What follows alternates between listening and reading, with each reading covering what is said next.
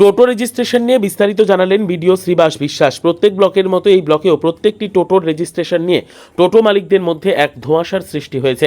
কিভাবে এই টোটো রেজিস্ট্রেশন করতে হবে এবং তাদের ধাপগুলো কি কি তা নিয়ে আজ শনিবার দুপুরে কুমারগঞ্জ ব্লকের বিডিও শ্রীবাস বিশ্বাস সাংবাদিকদের মুখোমুখি হয়ে সহজ সরল ভাষায় তিনি জানিয়ে দিলেন এই রেজিস্ট্রেশনের প্রক্রিয়া। তিনি বলেন 30শে নভেম্বরের মধ্যে প্রত্যেকটি টোটোকে রেজিস্ট্রেশন করতে হবে। যারা অথরাইজড ডিলারের থেকে টোটো কিনেছে তাদেরকে সেই ডিলারই রেজিস্ট্রেশন করিয়ে দেবেন এবং যারা কোনো অথরাইজড ডিলারের থেকে কেনেননি অর্থাৎ লোকালি অ্যাসেম্বল করেছেন তাদেরকে ব্লকের বাংলা সহায়তা কেন্দ্রে এসে 30শে নভেম্বরের মধ্যে রেজিস্ট্রেশন সম্পন্ন করতে হবে। টোটোর মালিকদের উদ্দেশ্যে তিনি বললেন এটি সম্পূর্ণ একটি সহজ প্রক্রিয়া এবং রেজিস্ট্রেশন প্রক্রিয়া সম্পন্ন হবার পর প্রত্যেকটি টোটো একটা কিউআর কোড পাবেন এবং পরবর্তী টোটোর রুট নির্ধারিত হবে। তিনি সাংবাদিকদের মুখোমুখি হয়ে আরও কি জানালেন বিস্তারিত চলুন শুনবো তারই মুখ থেকে। কুমারগঞ্জ থেকে মনোজ কুমার সরকারের রিপোর্ট, বঙ্গের বার্তা। রাস্তায় বেশি সংখ্যক টোটো দেখা যাচ্ছে না। টোটো চালকদের মধ্যে একটা ধোঁয়াশা সৃষ্টি হয়েছে এই রেজিস্ট্রেশন নিয়ে। এটা নিয়ে যদি আপনি সবিস্তারে কিছু বলতেন। রিসেন্টলি আমাদের transport department government of West Bengal থেকে একটা নোটিফিকেশন ইস্যু হয়েছে, যেখানে বলা হয়েছে অথরাইজ যারা ডিলারের থেকে টোটো পারচেস করেছে তারা অথরাইজ ডিলারের মাধ্যমে টোটো রেজিস্ট্রেশন করে নেবেন এবং যারা লোকালি অ্যাসেম্বল করেছেন আনঅথরাইজ যারা রয়েছেন তারা আমাদের বাংলা সহায়তা কেন্দ্রের মাধ্যমে টোটো এনুমারেশন নাম্বার অর্থাৎ T10 নাম্বার এটা জেনারেট করে নিতে হবে। আচ্ছা স্যার, প্রত্যেকের কাছে এই তথ্যটা জানা উচিত যে এই গাড়ির যেরকম রুট আছে টোটোর কি রুট এরকম কিছু আছে?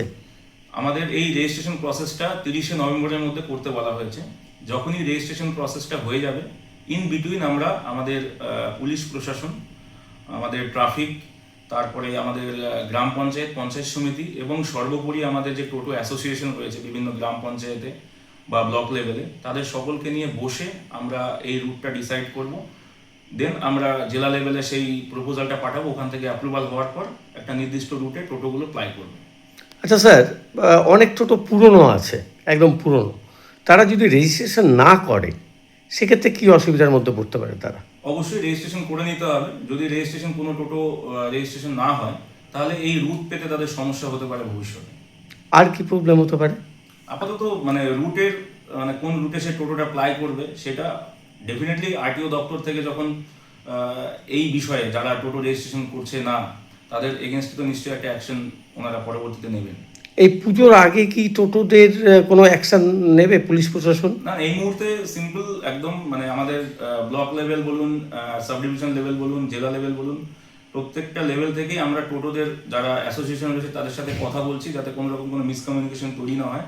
এটা জাস্ট একটা রেজিস্ট্রেশন প্রসেস।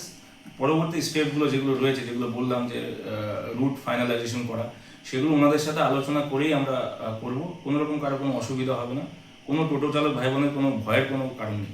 এখন তাহলে সেক্ষেত্রে কোনো অসুবিধার সৃষ্টি হবে না? একদমই নয়। ধন্যবাদ স্যার।